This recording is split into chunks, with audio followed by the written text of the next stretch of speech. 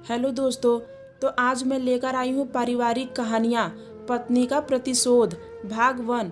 तो चलिए कहानी शुरू करते हैं। अलका सिंह ने फ्रिज का दरवाज़ा खोला।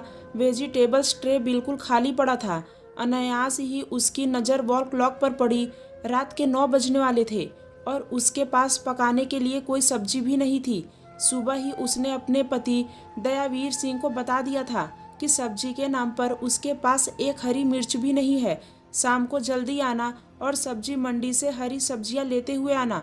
अगर देर रात तक आना हो तो किसी के हाथ सब्जियां भिजवा देना। Dayaveer Singh State Bank of Barmer and Rajasthan में प्रोबेशनरी ऑफिसर के पद पर भर्ती हुआ था, जिसका बाद में स्टेट बैंक ऑफ इंडिया में विलय हो गया था और अब उसका बैंक भी स्टेट बैंक ऑफ इंडिया कहलाता है। दयावीर सिंह 35 साल की उम्र का सुदर्शन युवक था। वह एसबीआई के राजस्थान ब्रांच में पोस्टेड था, जहां वह बाकायदा फील्ड ऑफिसर काम करता था, जो लोन देने और ऋण वसूली के अलावा उसे बैंक का अन्य जो भी विधि मान्य काम करने के लिए कहा जाता था उसे करने के लिए बाध्य था। मसलन एसबीआई लाइफ बेचना, कोई हेल्थ इंश्योरेंस वगैरह प्रमोट करना, लोगों को म्यूचुअल फंड में इन्वेस्ट करने के लिए प्रेरित करना। दयावीर पर काम का दबाव तो पहले भी था, मगर पहले वह शाम को 6:30 बजे तक हर हाल में घर लौट आता था। पिछले 3-4 महीनों से अलका ने महसूस किया था कि दयावीर की जिंदगी बदल गई है। अब वह पहले की तरह प्रफुल्लित भी नहीं रहता है। सदा किसी सोच में डूबा हुआ परेशान सा दिखता था। अक्सर रात को देर से, कभी कभी तो रात के 12 बजे तक भी घर लौटता था और बिना खाए ही सो जाता था। उनकी शादी को अभी 5 साल ही हुए थे और अब उनके बीच रोमांस जैसी चीज नहीं रह गई थी। पहले बच्चों पर ध्यान देने के कारण अलका के पास समय का अभाव रहता था। अब दयावीर ही अरुचि का प्रदर्शन करने लगा था। इस तरह काम करता रहा तो जल्द ही वह बीमार हो सकता था। 3 साल पहले उन लोगों ने एक कार खरीदी थी। चूंकि उनका फ्रेंड सर्कल ही हम उम्र बैंक अधिकारियों का था, इसलिए वे हर सेकेंड और फोर्थ सैटरडे की सुबह या जब भी कोई 2 या इससे ज़्यादा दिनों की बैंक से छुट्टी होती थी, वे घर से निकल जाते थे और छुट्टी खत्म होने वाले दिन की शाम को घर लौट आते थे, ताकि अगली सुबह वे तरोताज़ा होकर काम पर जा सके। बेटी सृष्टि, जो कि अभी साल भर की होने वाली थी, उसके जन्म के 4 महीने पहले से ही दयावीर और अलका ने एडवेंचर लाइफ छोड़ दिया था। अलका एक बार किचन में गई, फिर उसने सोचना शुरू किया कि बिना हरी सब्जियों के वह क्या पकाए कि खाना पक भी जाए और पति या बेटे को शिकायत भी न हो कि घटिया बेस्वाद खाना बनाकर छोड़ दिया। बेस्वाद खाना खुद अलका को भी पसंद नहीं था। उसका स्पष्ट मत था कि 2 टाइम तो खाते हैं, वो भी पसंद का ना खाए तो जान देकर इतना कमाने से क्या फ़ायदा। तभी 5 साल का बेटा भी किचन में आ गया। मम्मी भूख लगी है, क्या बना दूं? मैगी। तू सृष्टि के पास बैठ, देखना अब वह लुढ़कने भी लगी है, कहीं पलंग से गिर न जाए। Maggi Maggi, 2 minutes Maggi. नन्हा आयुष गुनगुनाता हुआ बेडरूम में चला गया। मैगी की तैयारी करने से भी पहले अलका ने दयावीर सिंह को उसके मोबाइल पर रिंग किया। उसका मोबाइल अनरीचेबल था। अलका ने वितृष्णापूर्ण भाव से अपने मोबाइल को देखा, फिर उसे माइक्रो ओवन के ऊपर रखकर एक थैला और 500 रुपए का नोट लेकर फ्लैट से बाहर निकली। पड़ोसी का डोरबेल बजाई। पड़ोसन सीमा ने दरवाजा खोला, फिर अप्रसन्नता से अलका की ओर देखा। अलका उसके मनोभावों को समझ रही थी, पर मजबूरी। भाई साहब घर पर हैं? अलका धीरे से पूछी। पर मजबूरी थी। है तो, लेकिन लेटे हुए हैं। ऑफिस से आने के बाद से ही रेस्ट कर रहे हैं। कोई काम है क्या? रेस्ट कर रहे हैं तो जाने दो, मैं किसी और को बोलती हूँ। अलका जाने के लिए पलटी। मार्केट से कोई चीज मंगवानी है क्या? अलका की मुट्ठी में करेंसी नोट और थैला देखकर सीमा पूछी। सब्जी मंगवानी थी। दरअसल छोटे बेटे के कारण मैं मार्केट जा नहीं पाती और इनको बैंक से ही फुर्सत नहीं मिलती है। सुबह ही बताया था कि शाम को पकाने के लिए ग्रीन वेजिटेबल नहीं है, पर तुम मेरे पास से सब्जी ले जाओ। सीमा दया भाव के साथ बोली।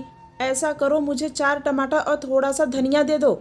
मैं कल किसी भी हालत में सब्जी मार्केट जाऊंगी, भले ही 500 की सब्जी लेने के लिए 1000 रुपए का पेट्रोल जलाना पड़े।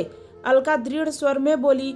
मैंने आज ही सब्जियां मंगवाई है, तुम जो चाहो मेरे फ्रिज से ले सकती हो। नहीं भाभी, थैंक यू, मिस्टर हस्बैंड को भी तो पता चलना चाहिए कि थाली में अच्छा अच्छा खाना परोसने के लिए घर में भी अच्छी अच्छी सब्जियां भी होनी चाहिए। आप तो मुझे 4 टमाटर, थोड़ी सी हरी धनिया और 4 हरी मिर्च दे दो बस। आज जनाब को केवल टमाटर नहीं खिलाए तो इनकी आदत भी नहीं सुधरने वाली है।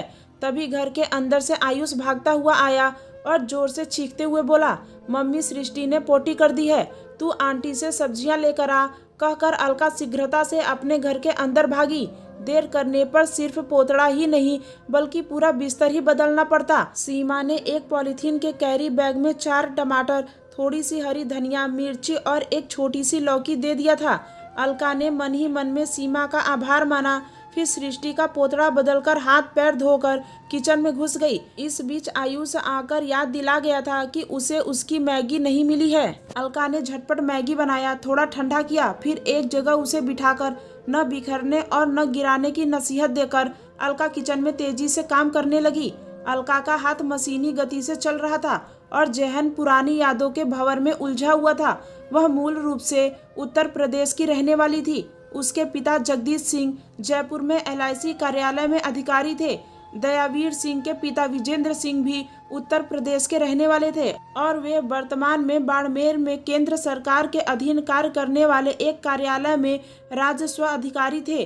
शादी से 1 साल पहले दयावीर का चयन state Bank of Barmer and Rajasthan में प्रोबेशन अधिकारी के पद पर हो गया था। किसी रिश्तेदार ने ही अलका के पिता को दयावीर सिंह के विषय में बताया था। लड़का अच्छी नौकरी कर रहा है, उसके पिता उससे भी अच्छी नौकरी कर रहे थे। दयावीर के बारे में जानकर अलका के पिता रिश्ते के लिए उत्सुक हो उठे थे। दोनों का परिवार यही चाहता था कि रिश्ता ज्यादा दूर भी न हो और अपने समाज बिरादरी में ही हो जाए, ताकि पारिवारिक परंपराओं में कम से कम भिन्नता हो। विवाह के समय दयावीर की पोस्टिंग अजमेर में थी। दोनों का परिवार अच्छे आर्थिक स्थिति में था। कहने के लिए वे सभी नौकरी ही कर रहे थे, पर सबका वेतन भत्ता बहुत ही उम्दा था। शादी में अलका के घर वालों ने जी खोलकर खर्च किया था, खूब दान दहेज भी दिया था। अलका खुद भी बहुत शिक्षित थी। उसने एंथ्रोपोलॉजी से स्नातकोत्तर कर रखा था, पर फिलहाल उसकी शिक्षा उसके लिए अर्थोपार्जन के काम में नहीं आ रही थी। अलका ने जेहन पर जोर देकर ये याद करने की कोशिश की कि दयावीर के वर्क कल्चर में, उसके व्यवहार में कब से परिवर्तन हुआ था। क्या बेटी के जन्म के बाद से? नहीं, बेटी के जन्म के बाद तो दयावीर परिवार के प्रति ज्यादा सिंसियर हो गया था, बल्कि बेटे का ज्यादातर काम वह खुद करने लगा था। बेटी के जन्म के समय उसकी सास सुनीता सिंह आई थी, जो कि तब तक राजस्थान में उनके साथ ही रही थी, जब तक कि बेटी 6 माह की नहीं हो गई थी। क्या दूसरे शिशु के जन्म के बाद उसका दैहिक आकर्षण कम हो गया था? नहीं, अगर ऐसा था भी तो ये बात बेटी के जन्म के तुरंत बाद या ज्यादा से ज्यादा 6 माह के अंदर उसे अनुभव होने लगता। फिर कब? आगे की कहानी दूसरे भाग में आएगी। प्लीज चैनल को सब्सक्राइब कर लीजिए, वीडियो को लाइक कर दीजिए। धन्यवाद।